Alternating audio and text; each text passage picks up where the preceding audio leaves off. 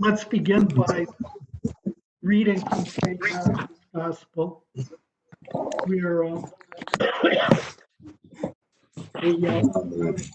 We've actually progressed about halfway through chapter 17, so we've made amazing progress. So let's read from chapter 17, verse 22 to the end of the chapter.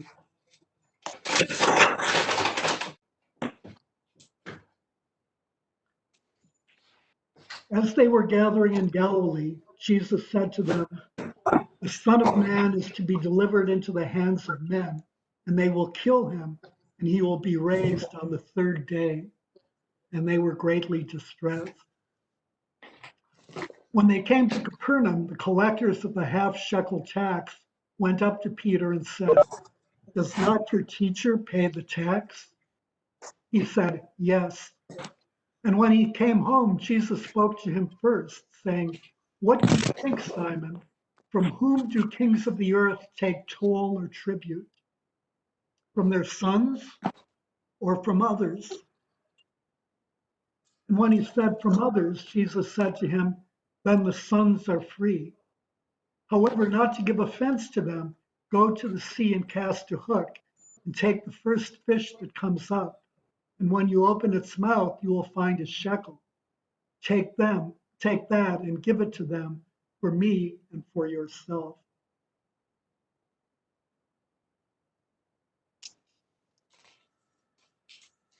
So we begin here with Jesus, another prediction by Jesus of his passion. This is actually his fourth prediction. The first is in chapter 16, verse 21, where he says, "From that time, Jesus began to show his disciples that he must go to Jerusalem and suffer many things from the elders and chief priests and scribes and be killed, and on the third day be raised."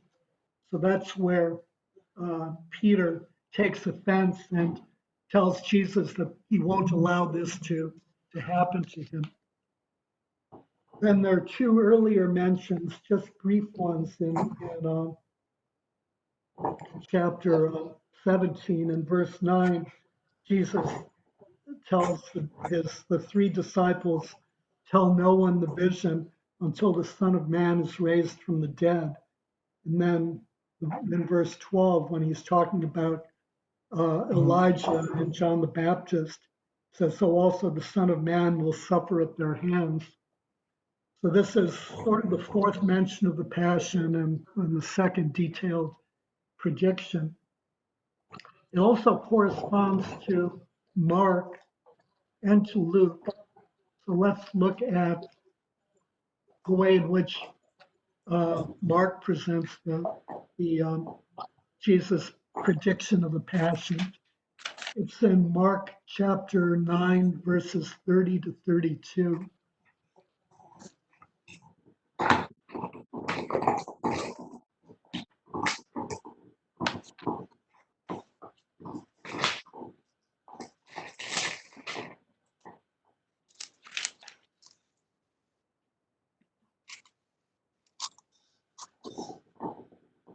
They went on from there and passed through Galilee, and he would not have anyone know it, for he was teaching his disciples, saying to them, "The Son of Man will be delivered into the hands of men, and they will kill him. And when he is killed, after 3 days he will rise." But they did not understand the saying, and they were afraid to ask him. So here, instead of the Matthew having the disciples being distressed, Mark has them uncomprehending. Similarly, Luke chapter 9, verses 43 to 45.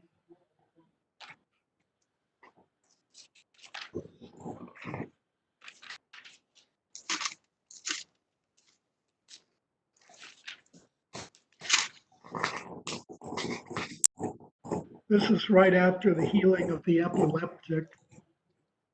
But while they were all marveling at everything he did, he said to his disciples, "Let these words sink into your ears, for the Son of Man is to be delivered into the hands of men." But they did not understand this saying, and it was concealed from them, that they should not perceive it.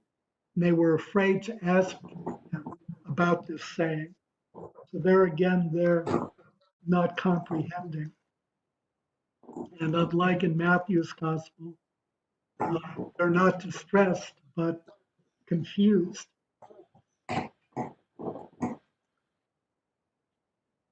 So why is Matthew presenting the second mention of the passion at this point? Does anyone have any sense?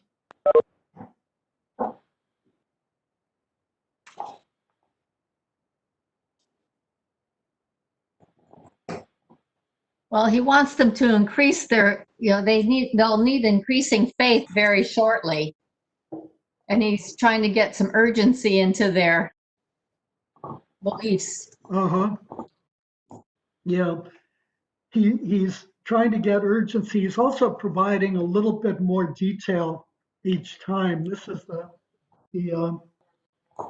first time that he's mentioned betrayal, that he'll be betrayed into the hands of men. But also, if we kind of look at, if we go back starting at chapter 16 and sort of view what's happened and how the disciples have responded, we'll see that although Matthew doesn't present the disciples as being confused, he does present them as being, in some sense, I guess you could say, not uncomprehending, but resistant, and not particularly liking what they're hearing, and probably not particularly understanding what they're hearing fully. And since Jesus' time is approaching, it's really important for the disciples to not only understand, but also embrace the cross and embrace the resurrection and embrace the ascension. Remember, last week we looked at the healing of the epileptic as a type of the golden calf. The significant thing about the golden calf, what made it simple, was not only the fact that it was idolatrous, that it was embracing the golden calf as an idol, as God, and worshiping it as God, but that the purpose of the Exodus and God setting his people free was that his people would bring all nations to the knowledge of the Lord. And obviously, if they're worshiping golden calves, they're not going to bring anybody to a knowledge of the Lord. They, in fact, themselves don't have the knowledge of the Lord. So that's a major failure of the golden calf. Similarly, a major failure of the healing of the epileptic is that they failed to have heal the epileptic because they didn't have enough faith. And if they don't have enough faith, how are they going to spread the good news of the gospel? They're not going to be capable of it. So that's sort of why typologically the failure to heal the epileptic is roughly equivalent to the catastrophe of the golden calf. So let's go back to and review from chapter 16, where we see, in some sense, say, a final break with the Pharisees and the Sadducees. So at the very beginning of chapter 16, they demand to see a sign, right? And Jesus simply walks away and says that no sign shall be given. if you remember, the reason is, of the many reasons, one reason is that they themselves are the sign. They're the root, the adulterous and unfaithful generation that is foretold in Scripture. And, and so Jesus calls that the leaven of the Pharisees and Sadducees. What is the leaven of the Pharisees and Sadducees? It's really practical atheism. It's a tendency to leave God out. It's a tendency to shift things so that that the things of God become interpreted in human terms, so that we begin to forget about God and transform God into our own image rather than to try to mold ourselves into God's image. That we try to conform God to us rather than conform ourselves to God. That we simply leave God out of the equation and proceed as we want and kind of drag God in where it's appropriate to approve of the things that we're doing. So that's the leaven of the Pharisees and Sadducees. It's basically not going along with God's mission because God is irrelevant. It's going along with your own mission and thinking that God is going to approve it, and you're holy and righteous. So then the disciples forget to bring bread, right? Or they hear Jesus comment about the leaven of the Pharisees and Sadducees, and Jesus is reflecting on and commenting on the the encounter with the scribes, with the Pharisees and the Sadducees.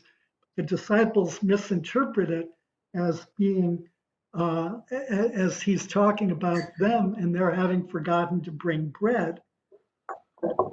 And he says, beware of the leaven of the Pharisees and Sadducees, because their thinking about the bread is an example, an instance of the leaven of the Pharisees and Sadducees. They've left God out. They've forgotten that he multiplied the bread. And they're thinking in purely human terms that it's their responsibility to feed everybody, their responsibility to bring bread. And God himself can't do those things because God is really not in the equation and God is really irrelevant. So that's very troubling. Then following that, they have uh, Jesus asked the disciples a question, who do you say that I am? And Peter, with what Jesus pronounces to be a supernatural revelation from the Holy Spirit, announces that Jesus is the Messiah, the Son of the living God. And so we discussed that at some great length. But then he immediately provides his own definition of what the Messiah, the Son of the living God, is. It's a glorious thing. It's the Messiah. The Messiah will be filled and covered with glory. The Messiah will be all powerful. The Messiah is almighty. It's a wonderful thing that the Messiah is here. And isn't this great? This is like the greatest thing since sliced bread, which they didn't have yet, by the way. Sliced bread is still coming. And so that's very troubling. And then that leads to the first prediction of the Passion. And Peter is very upset by that. And he rebukes Jesus. And then Jesus says, "Get behind me, Satan." Jesus then has a short discourse, and he talks about himself as the coming judge at the end of time. And he says that there's some standing here who will not taste death before they see the Son of Man coming in his kingdom. And then that immediately leads to the transfiguration, where the end time judge, Jesus, is shown in his glory along with Elijah and and Moses. But as they're coming down from the mountain, well, Peter offers to build tents, right? Because he wants to freeze the moment. Because here you have Christ in his glory, and he wants it left like that. This is the glorious Christ. This is the way it's supposed to be and is always supposed to be. So he wants to freeze the moment. But the moment is a glimpse into the future. The moment is prophetic, it's not for here and now. So that's very troubling that, again, a rejection of the cross and a rejection of the passion, a rejection of the real meaning of the Messiah as the suffering servant. And they come down, as they're coming down from the mountain, they ask where Elijah is. And the reason that they're asking where Elijah is that, as we discussed last week, the Malachi says that Elijah is going to come again. And so they interpret that very literally. And obviously, the question is, if you're the Messiah, where is Elijah? And when is Elijah coming? And so Jesus responds that John the Baptist is the Elijah figure. It's not that Elijah is coming again. It's that what will be coming and what actually has already come. The prophecy is accurate, but it's been fulfilled. The prophecy is a typological one. What is coming is a type of Elijah who was John the Baptist. And so what's disturbing about this is that the disciples also betray a very an understanding of Scripture that is very literal, very static, very unimaginative, that just isn't in keeping with Jesus and his mission, and is not going to go anywhere. One of the things we talked about last week is that without typology and without some sense of of the New Testament as a fulfillment of and a raising of Old Testament prophecy and Old Testament promises, that you can not come to Christianity if you simply sort of level everything and make the Old and the New Testaments identical. So the meaning of the New Testament is buried in the Old, and the New Testament is a fulfillment of the promises of the Old. And so then, after all of that, they come down and discover that the remaining disciples have failed to heal the epileptic. And they failed to heal the epileptic, even though they were evidently left behind precisely so that they could do healings. They failed to heal the epileptic because of a lack of faith. And Jesus says that with faith as small as a mustard seed, you can move mountains. So the implication is that they haven't even had faith the size of a mustard seed, which is very, very sad. So that accounts for why Jesus feels it necessary to mention the passion again.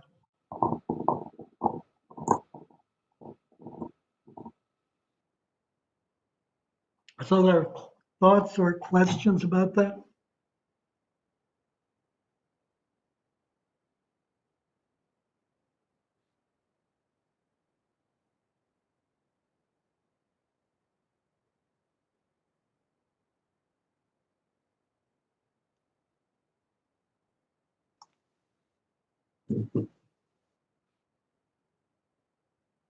I just had a thought about the mustard seed being the smallest seed, like you were saying, but then it grows to be like one of the biggest trees, or right? Uh-huh. So as our faith may be we may have little faith, but then as we come to know Jesus, our faith becomes so big. Mhm. Uh-huh.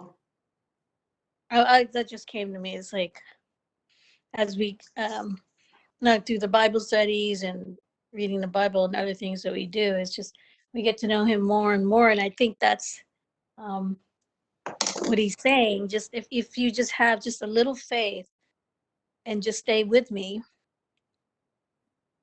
you'll believe. You'll start to see. Mm-hmm. Keep working at it. Yeah.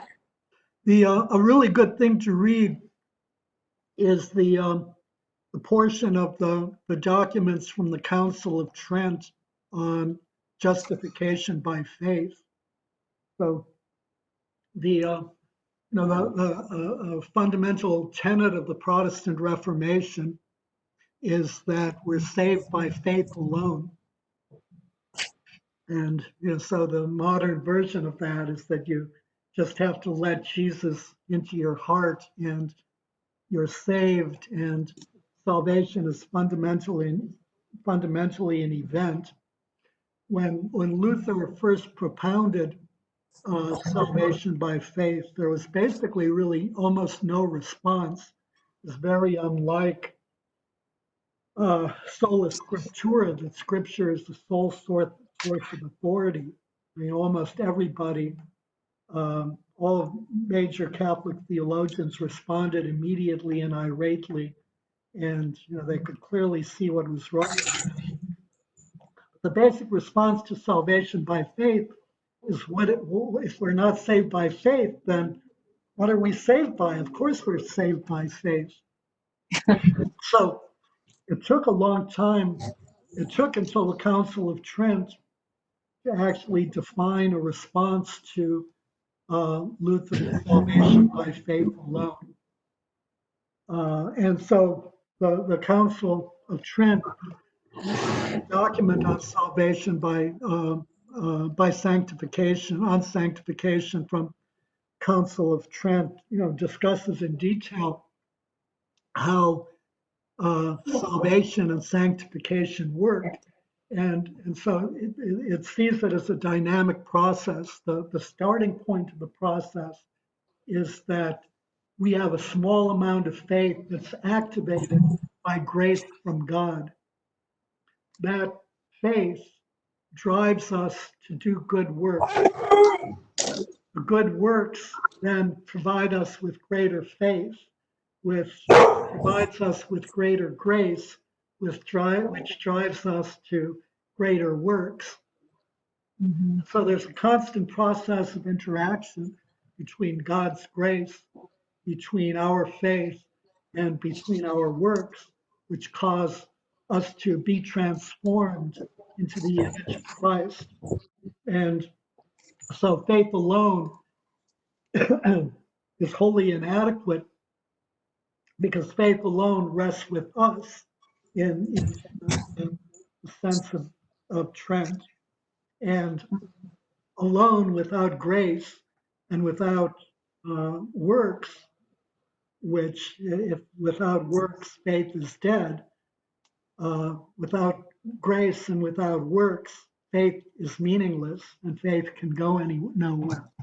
So So that was the Council of Trent's response, and it's a really, um, it really is well worth reading uh, for anyone who's interested. I would highly recommend it. The documents from Trent are really quite good. Council of Trent, incidentally, was the church council that responded to the Reformation, just in case anyone doesn't know.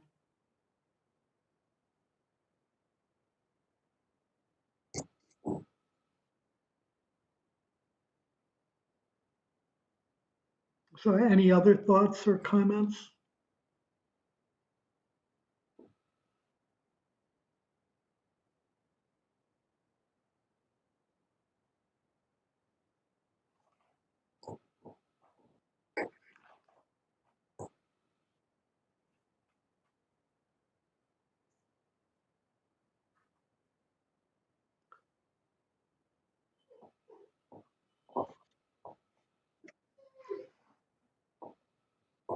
So there's a play on words here that the Son of Man is to be delivered into the hands of men, right? Because men don't know who the Son of Man is. So there's the Son of Man is a vision of future glory. Remember, we've read from chapter 4, rather chapter 7, about the Son of Man in Daniel a number of times, which is where the image of the Son of Man comes from. So the Son of Man, figure of future glory, is to be persecuted and delivered into the hands of men. The the delivered is a passive. It's in fact it's a divine passive. It means on the one hand he's going to be betrayed by human agency. There's also involved in that betrayal the mystery of God's own agency, so that in some form God is the chief agent of the passion. God has sent his son to be delivered up into his hands of the persecutor. So that allows, so that creates the mystery of the death of Christ being God's own will. And yet at the same time, the death of Christ does not absolve his persecutors or his murderers from responsibility for the murder. It's really a case of God creating good out of evil, that the evil is not initiated by God, that God creates the events that lead to the crucifixion and to the resurrection. But God himself is not the primary driver. People themselves, through their own free will, through their own choices, are the drivers, that they harden their hearts and take actions that are very ungodly, and in the process even convince themselves that they're doing the godly thing, Mhm. cover themselves in their own self-righteousness and blind themselves to God. So is that clear? Yes.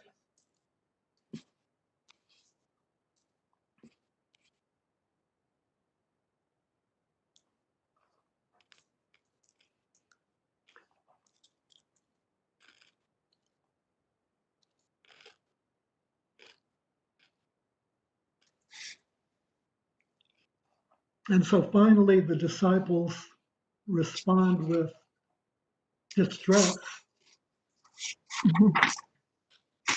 I think if I'd been there, I would have responded with distress too. Can you imagine if somebody that you've been with says that? You'd think, no, we've got to do something about this. Yeah, Being exactly. realistic.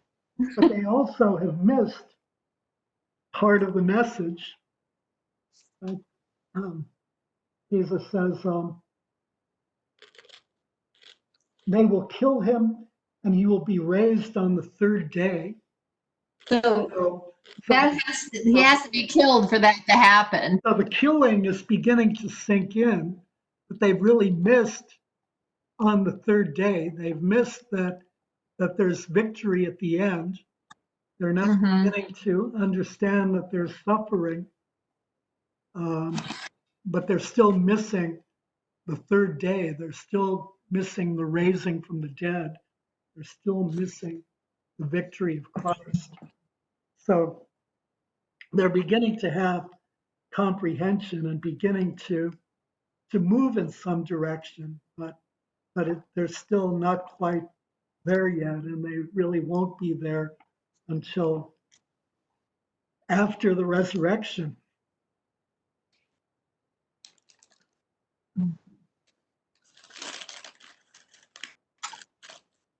So one of the I guess, kind of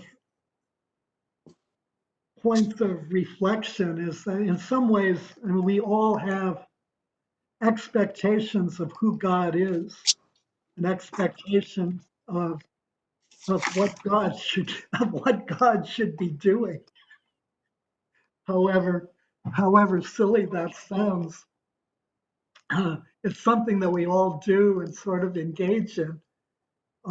So looking at the disciples is sort of useful in that sense, to recognize that it's really not about us and that it's about God, and that we have to be very careful about projecting our own desires and our own wishes onto God, and then speaking for the divine will when in fact we have little or no idea Mhm. of what the divine will is.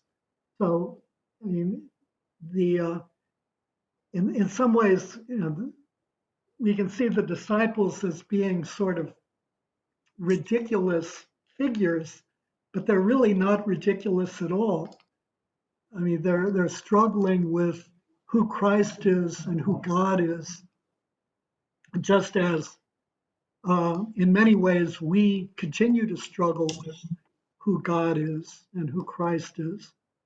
And particularly, we really have to make sure that we don't, marginalize Christ, turn him into, our best bud or an imaginary friend, and turn God into our imaginary friend so that they become our servants rather than we being the servants of Christ and the servants of the Most High God.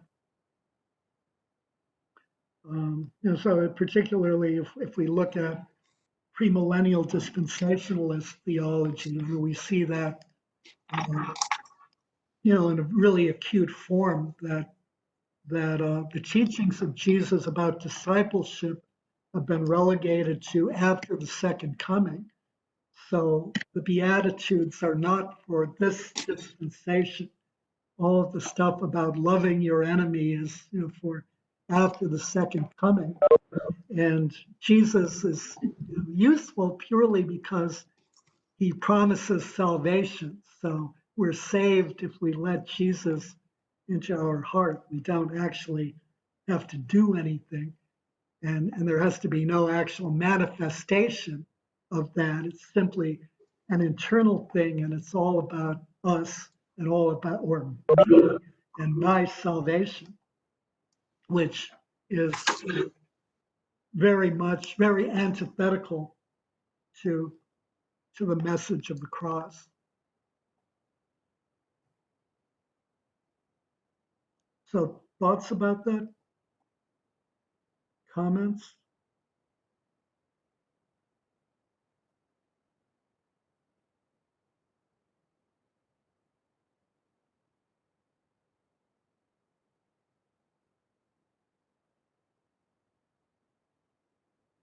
None? I think we're familiar with that. Yeah. Okay. Okay, so shall we move on to the temple tax? Okay. Yeah. This is, This reminds me of give unto Caesar that which is Caesar's. uh-huh. Yeah, it's a little bit different because it's sort of more, and the giving to Caesar's addresses the issue of the relationship to the state, Mm-hmm. which is somewhat different. This here, the Jesus' focus is much more narrowly on the temple tax. So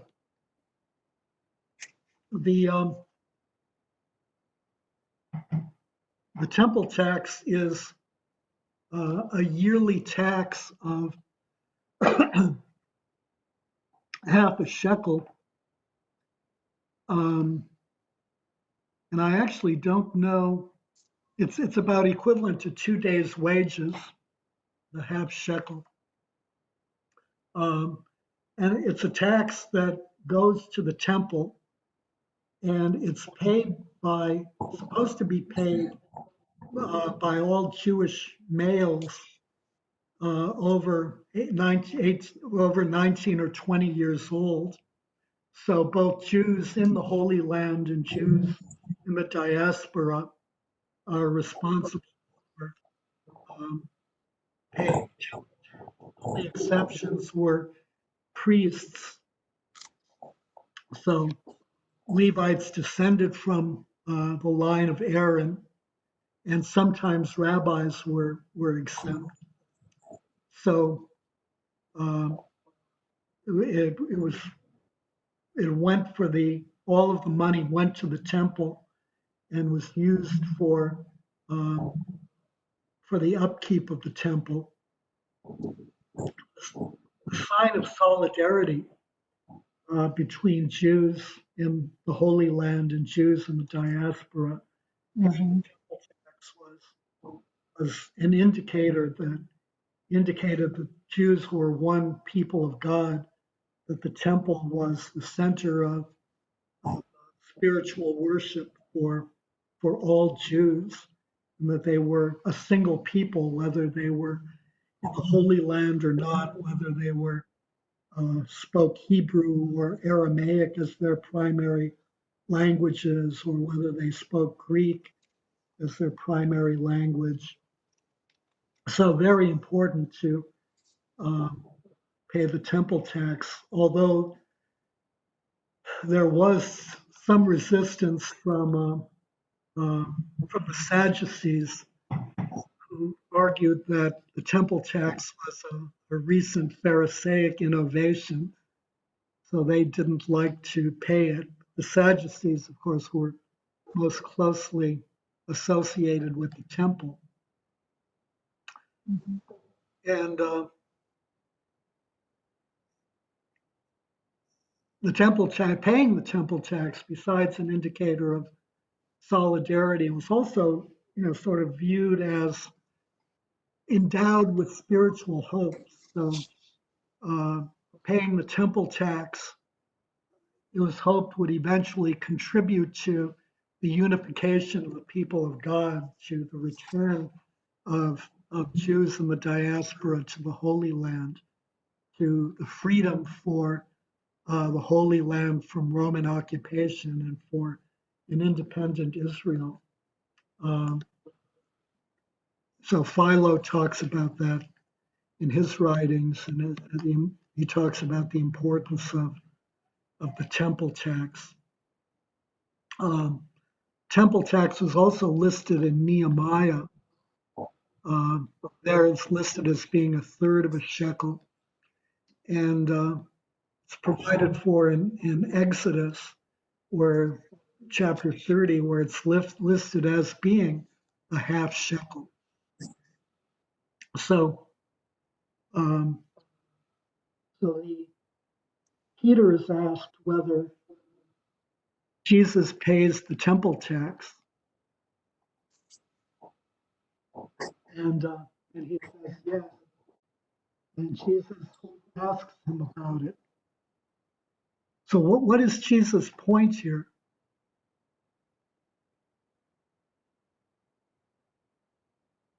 What is this point about paying it?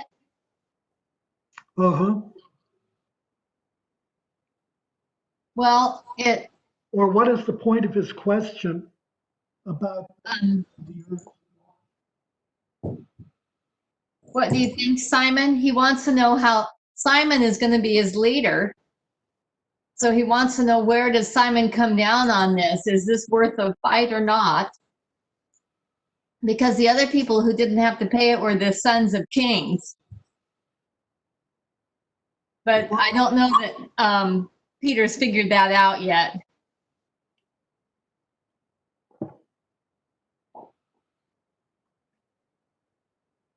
Right. So, what is the point? Ironically, he is the son of the king. Uh huh. And so, what does what is the implication of Jesus' little question about kings of the earth taking toll?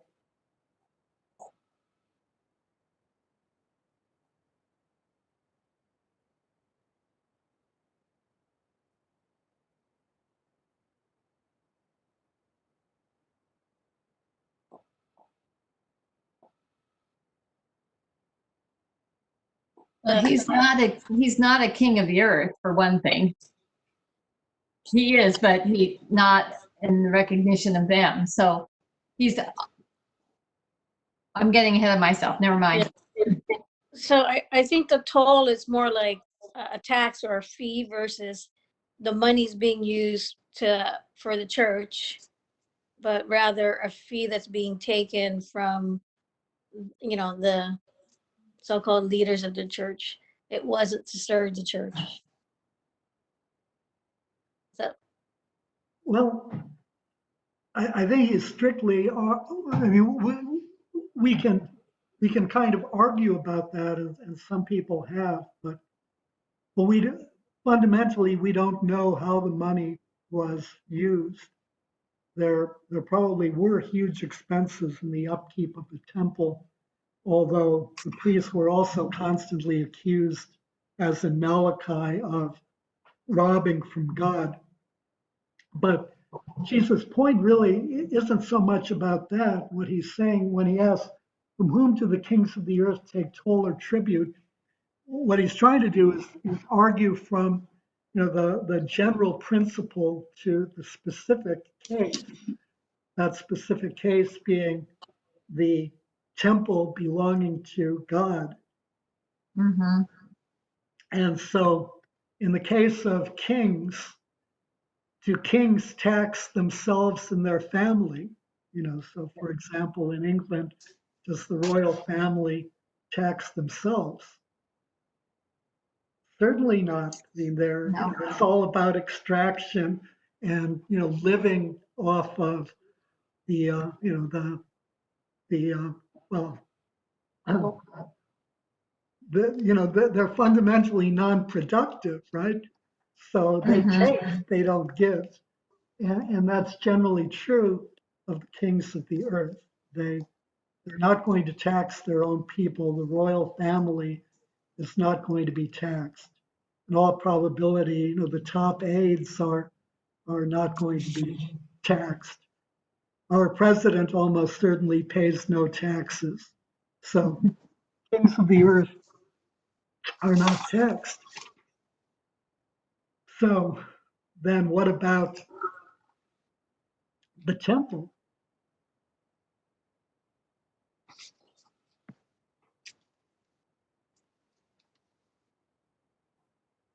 So Jesus is the king of the, because he's paying and he's king, I mean, I know his kingdom is not from here, but he is paying. Well, remember he says, however, not to give offense. The however indicates that he's not bound to pay the temple tax. He's Right. going to pay it voluntarily, but he feels under no obligation to pay the temple tax because he's the son of the king. Mm-hmm. There's no need at all for him to pay temple tax. And significantly, there's also no need for Peter to pay the temple tax because he's the disciple of the son of the king. So the temple tax doesn't have to be paid by Jesus' disciples either. Mm-hmm.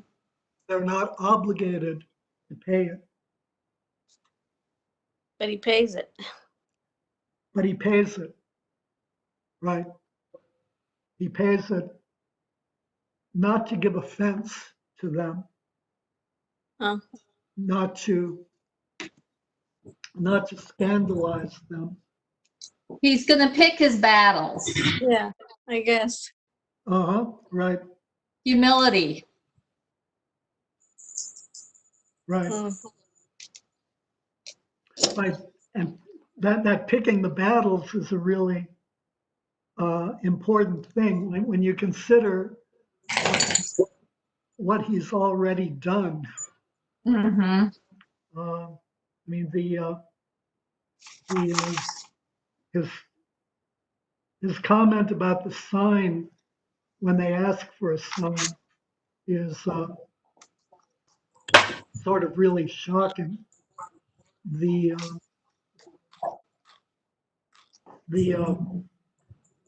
in chapter 15, when the Pharisees and the scribes come from Jerusalem to investigate Jesus, and they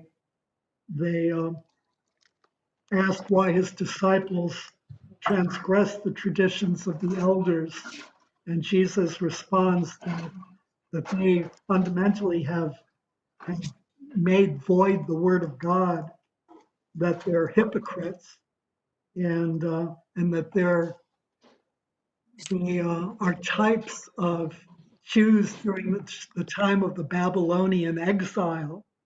So he basically calls them idolaters. He's really drawn the boundary. I mean, it can't get much worse.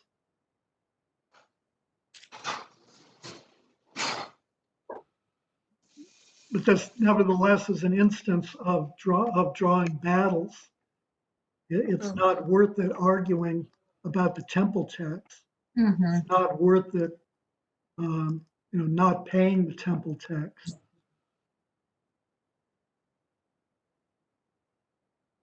It is worth it, arguing about what the law is. It is worth it arguing about what behavior God requires of us. That's very significant.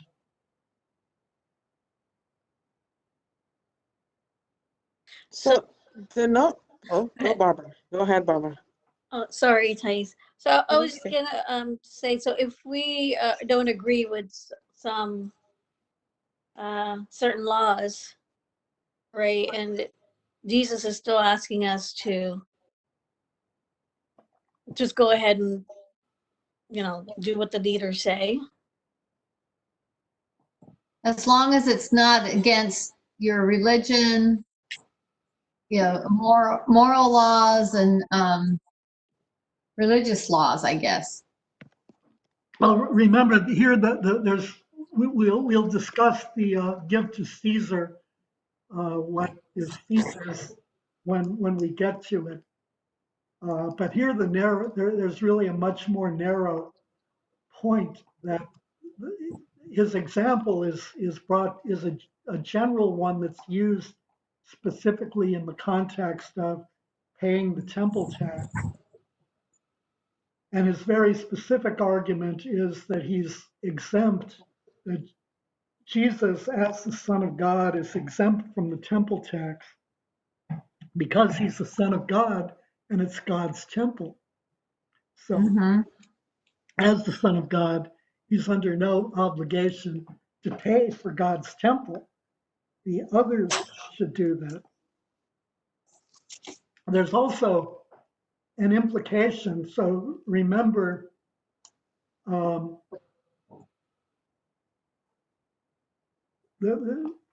remember in Paul's writings, Paul talks about the law being a slave to the law, right? That the law is an external set of rules imposed on the people of God that they have to follow in order to be the people of God. In contrast, in the new covenant, God's law is written in our hearts. It's not imposed from without. We're not slaves to the law. The law is intrinsic to us. God's law lives within us. And through Christ, we become sons and daughters of the Most High God. So, in some ways, we can look at this whole issue of the temple tax in that context, that especially since Jesus is the temple, right? Jesus replaces the temple. We'll, when we get to the Olivet Discourse in chapter 24, we'll see Jesus talking about the destruction of the temple. And if we look at John's gospel, John begins with the destruction, or with the cleansing of the temple by Jesus, because he wants to show that Jesus is the temple. Jesus replaces the temple. Jesus is the new temple of God. So in some ways, I think this issue of paying the temple tax can be approached in that light. Alternately, we can look at it as a question of, as sons and daughters of God, should we contribute to our local church?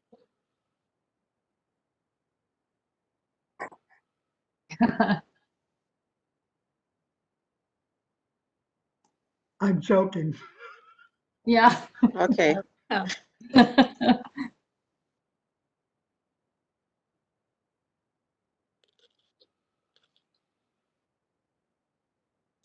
Yeah, if you think about now, I think about if we aren't contributing to our local church now, then the people who are doing so much of the heavy lifting right now wouldn't be getting paid. Right, right. But well, like you're saying that the temple or church has bills too, right? I mean, in order for us to have a place of worship. yeah, but remember the significant thing. I mean, in many ways, I think Jesus' teaching here is rooted um, in the old covenant with the knowledge of the coming new covenant. So in the old covenant, the relationship between God and his people is in many ways, well, I mean, Paul characterizes it as a relationship based on slavery. So basically, external rules have been imposed on you. You do these things to try to conform to the image of God and try to grow close to God, but God nevertheless is external. God is distant, and God, in some sense is far, even though there's, sort of the notion of God as being, intimate and personal. Nevertheless, the manifestation of the covenant is that you follow the Mosaic law. And the Mosaic law is an external collection of rules,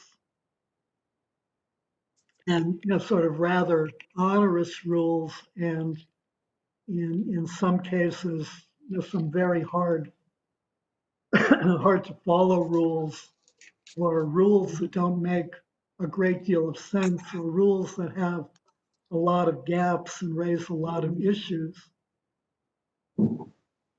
So the relationship is not one of a free person. It's one that the law is imposed from without. And that's not the case with the new covenant. As the people of God, we are through Christ, we are sons and daughters of God. So the church is not an external entity. The church is not external to us. We are the church. Mhm. And in that sense, we have the responsibility of supporting the church, not as an external obligation, but because we're the church. Not refusing to support the church in many ways is a rough equivalent to starving yourself. going on a strict hunger diet and refusing to eat until you die because we are the church.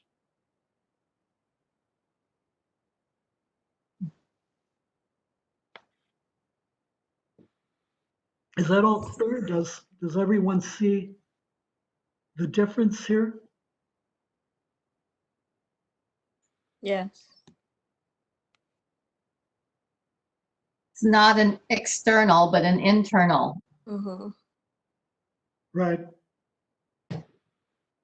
Right.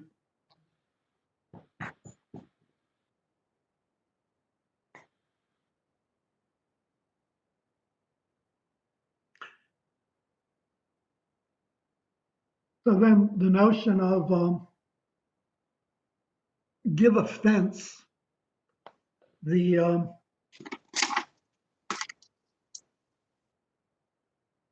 Matthew uses and I didn't write it down, Greek word is something like skandalion,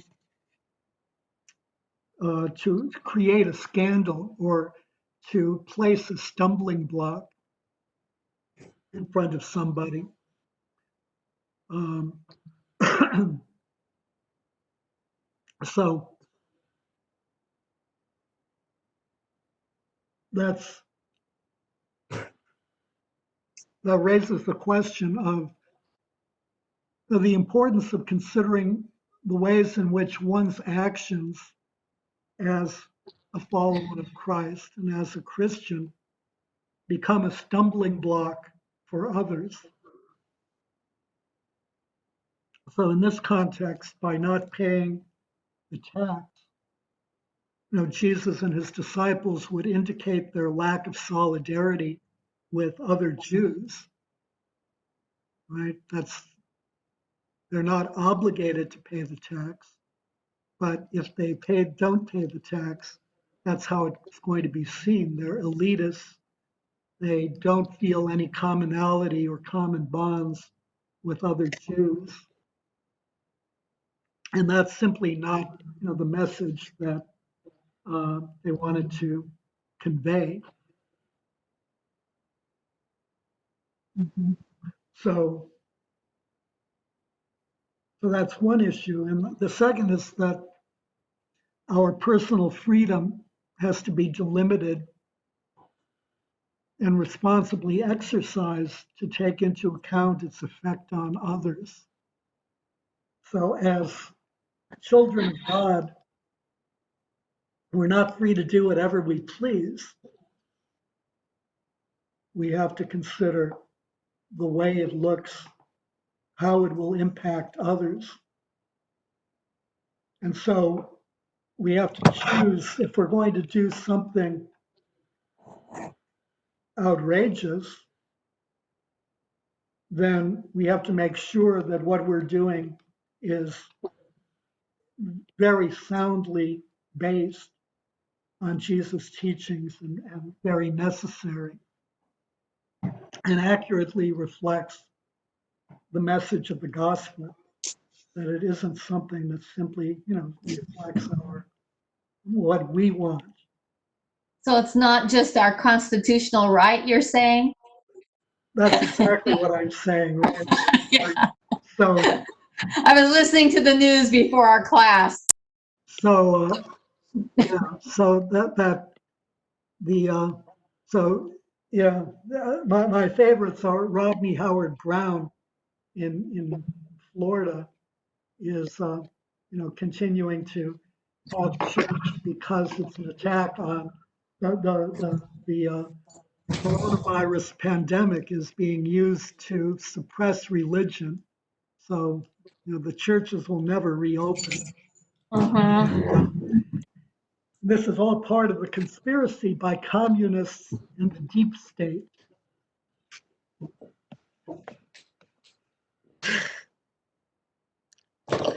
Which is ridiculous. And even if there was a deep state, that they typically, the relationship with communism just isn't there. So, it's a pairing of incompatibles. And similarly for whatever his name is, Tony Shell, in Baton Rouge, you know, we have a constitutional right to assemble and practice our religion. And as Christians, we're not supposed to be afraid of death, right? And he's right. As Christians, we should not be afraid of death. The problem is we shouldn't aim to take as many people with us as we can either. Ethically, if Sure. not legally, that's murder. Mhm. And so what he's really talking about is condoning murder. And so unfortunately, I mean, these are two really good examples of not only it's necessary to think about what gives scandal, but it's necessary to think about who Christ is and what he calls us to do. And, you know, this is somehow Christians seem to consistently come to the worst possible conclusions and reflect the gospel in the worst possible way imaginable, and manage to work themselves up to feel good about it too. That's just mystifying.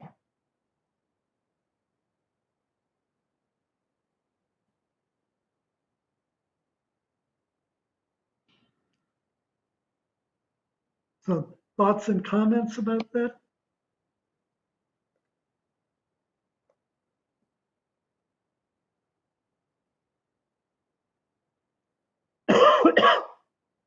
Just that it's timely for right now, because it's not just on the religious front, it's on lots of different fronts.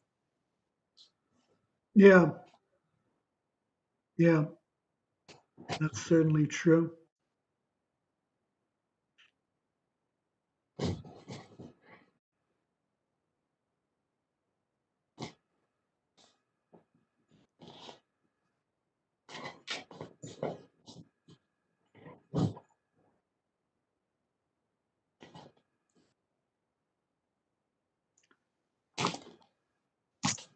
So is there anything else about the temple tax? Any questions, any thoughts, any comments? So I just want to ask, why was it like, what is the meaning of going the fish? I mean, couldn't we like, all right, let's go get some money or somewhere and, you know, pay it versus, you know, go out to the sea, get the fish Uh-huh. in its mouth, you'll find a shekel. You know, it's like, can I just dig in my pocket here and, or come Well, up with they a had no coin? money. Here's a shekel. Like we do with the government, we'll just print some money. Here. Uh-huh. What is there any significance with that first, you know, using the first fish that comes up, you know, using the fish? Basically, no, almost nobody has really commented upon it a great deal, including from the time of the fathers to the present. It is it does reflect sort of a traditional story. I mean, there are huge numbers of stories both within the Jewish and pagan traditions of people finding, you know, precious objects in fish, or you know, sort of going. Um, and in the Jewish tradition, there are stories of sort of cooperating fish that miraculously render service to Jewish holy men. So the story may simply reflect that. The I think another thing about it is that uh, that in some sense Jesus is using a lost coin or a found coin. He's using not his own money to pay a tax that he doesn't believe he's obligated to pay. Mhm. So um,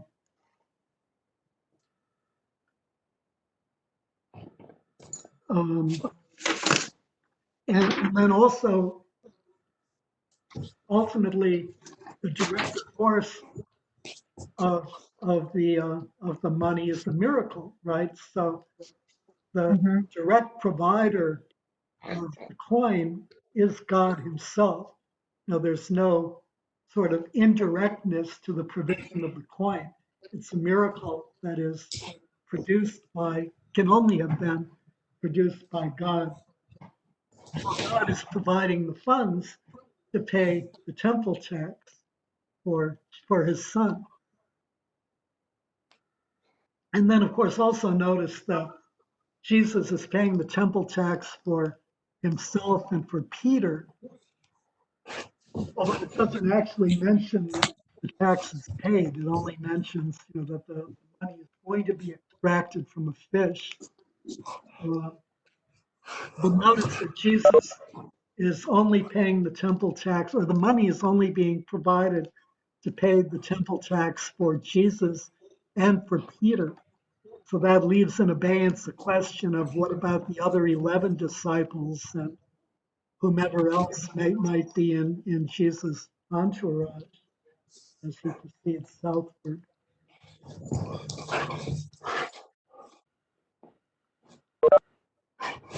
That's true. They didn't ask about whether or not the others had paid. No, no. I thought maybe the fish was a red herring. Well, they're asking Peter. Remember, they tend to ask the disciples about Jesus with the implication that uh, he isn't doing whatever he's supposed to be doing because he's such a horrible teacher. Or they ask they ask Jesus what his disciples are doing because they're trying to point out that Jesus, as the teacher, is permitting this, sinful, disgraceful, horrible behavior like picking grain on the Sabbath or, working on the Sabbath or, violating the Mosaic law, thumping their noses at the Mosaic law. So, it's really, the underlying motivation is always offensive. The implication, what they're looking for here is for Peter to say that Jesus does not pay the temple tax. It's no doubt another one of their little fact-finding expeditions.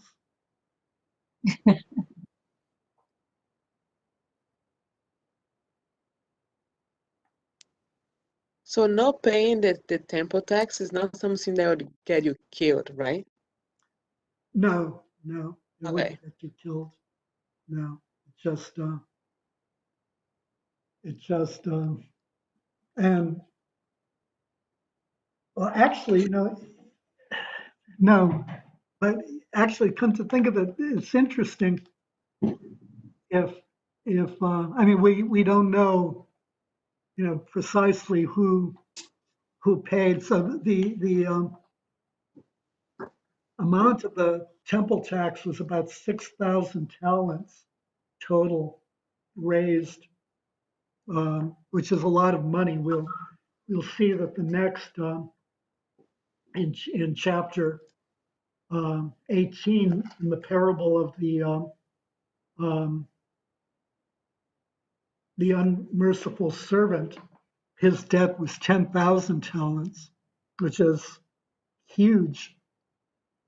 Presumably, according to Josephus, the temple tax raised 6,000 talents.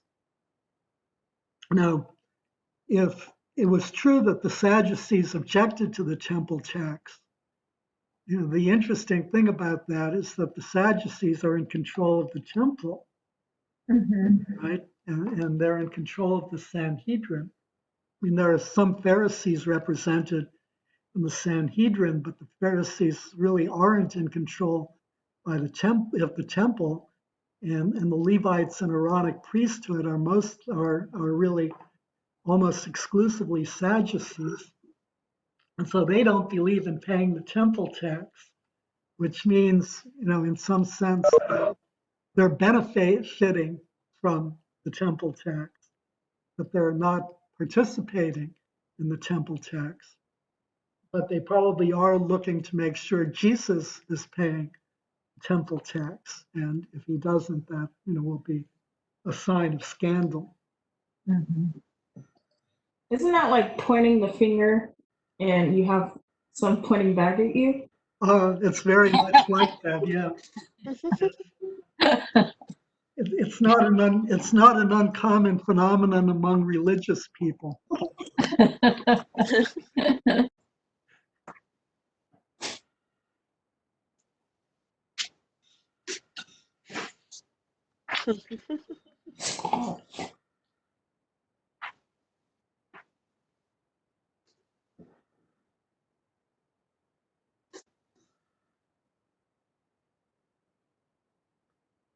So again, this is unrelated to the issue of paying taxes to Caesar, which we'll discuss.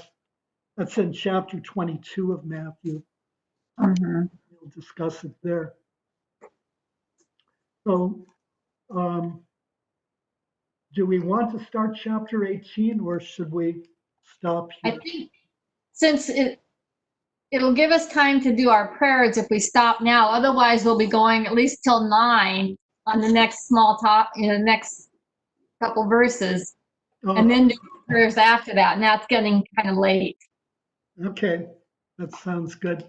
Yeah, I don't have I'm prepared for the beginning of chapter 18, but I haven't printed my notes, so that works better.